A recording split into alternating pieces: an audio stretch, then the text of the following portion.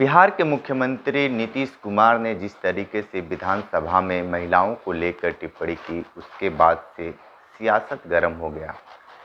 लगातार महिलाएं उनका विरोध कर रही हैं और हमारे साथ हैं सपा के नेता हैं अतहर जमाल लारी, और इनसे हम बात करें कि जो ये टिप्पणी आई है उसको लेकर इनकी क्या प्रतिक्रिया है।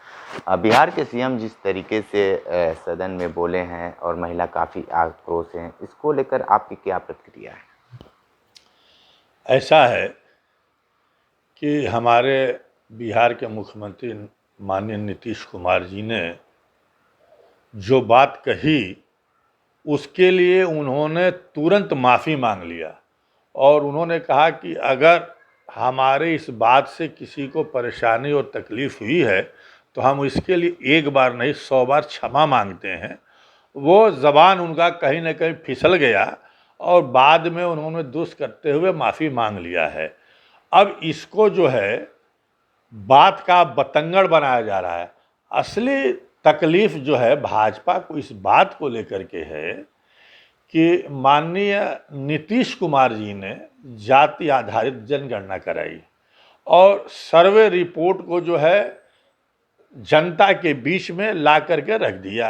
फिर उन्होंने आर्थिक रिपोर्ट को भी जो है सबके सामने रख दिया कि किन जातियों की क्या आर्थिक स्थिति है।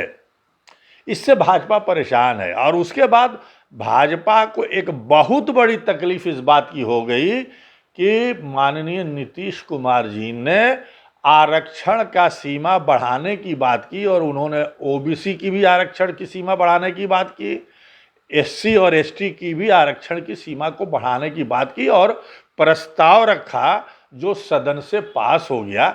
और इसी की तकलीफ जो है, इसी की खींच जो है भाजपा वालों को है और उसी के बहाने इस बात को लेकर के भाजपा वाले सदन में उठा पटक, मार पीट, कुर्सी तोड़ना, गुंडागर्दी करना, जूता चप्पल चलाना, ये भाजपा के लोग कर रहे हैं। मैं पूछना चाहता हूँ भाजपा के लोगों से, हमारे प्रधानमंत्री नरेंद्र मोदी जी ने कभी शशि थरूर की पत्नी के बारे में भी टिप्पणी किया था कि उतनी खूबसूरत हैं। यही विजय वर्गीय हैं जिन्होंने कहा था, महिलाओं के बारे में गंदी टिप्पणी की थी और उन्होंने कहा था कि गंदे कपड़े पहन के आती हैं। क्या क्या नहीं कहा था इन्होंने।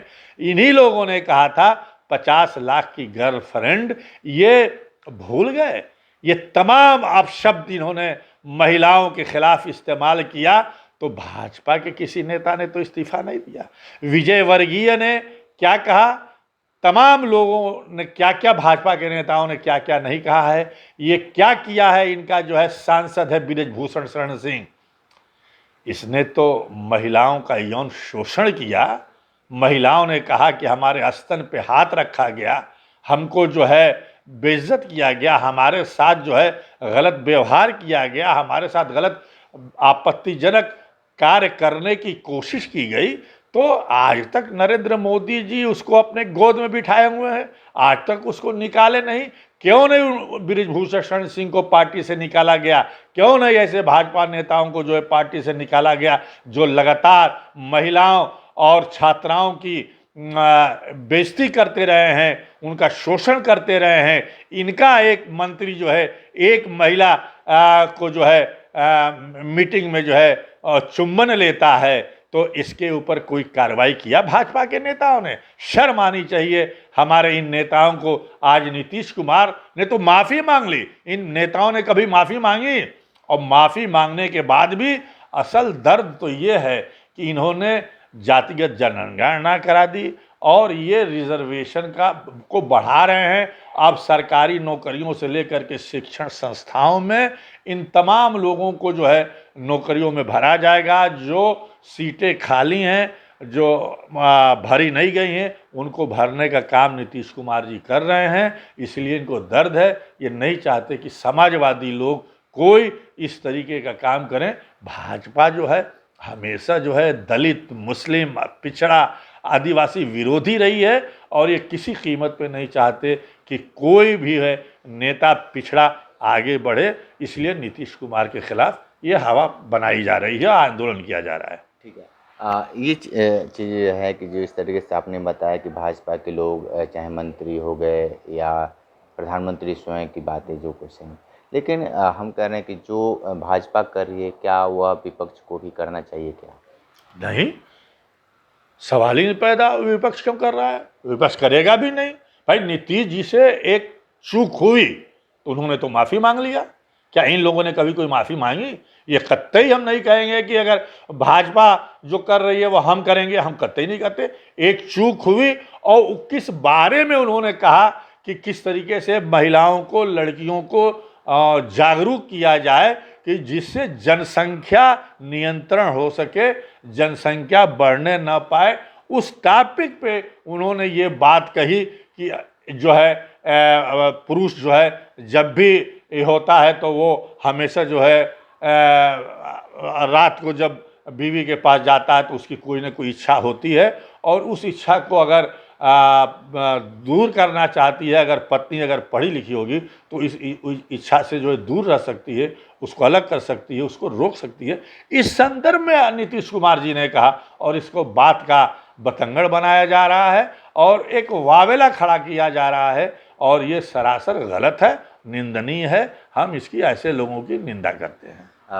जिस तरीके से नीतीश कुमार ने ये बातें कही, जनसंख्या नियंत्रण पर अपनी वो बातें कर रहे थे, लेकिन आज के समय में भी जिस तरीके से बहुत सारी चीज़ें हैं और विज्ञापन भी तमाम तरीके के आते भी रहते हैं, एक तरफ पे विज्ञापन भी चलता है और सरकार की तरफ से ही चलता है, सभी टीवी चैनलों पे चलता है, जिसको लेकर बहुत सारी चीज़ों को लेकर।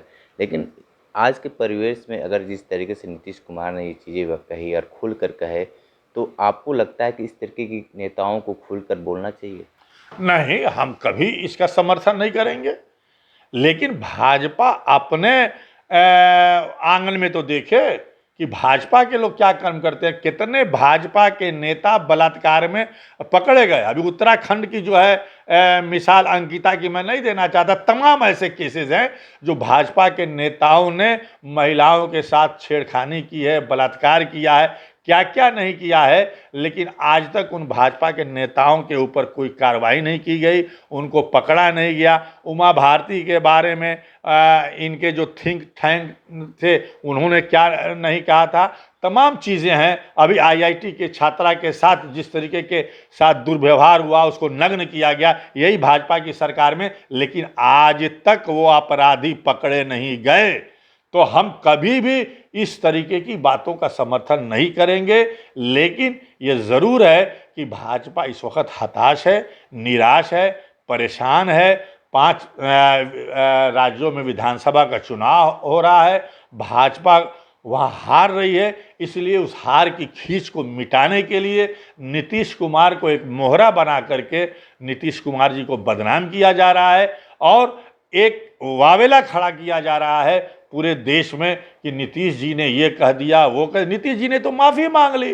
अब माफ़ी मांग लिए तो फिर सवाल कहाँ से पैदा होता है?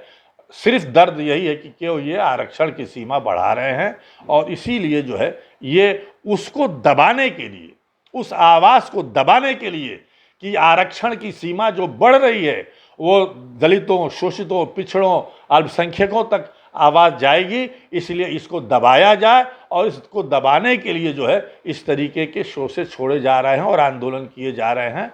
हम एक नीतीश कुमार जी से और मांग करेंगे, तेजस्वी और नीतीश कुमार और लालू प्रसाद जी की जो बिहार में सरकार है, हम उनसे ये भी एक मांग करेंगे कि आप जो है जो आरक्षण की सीमा बढ़ा रहे हैं उसमें अलग से मुसलमानों को भी आरक्षण दें, उनको भी आगे बढ़ाएं।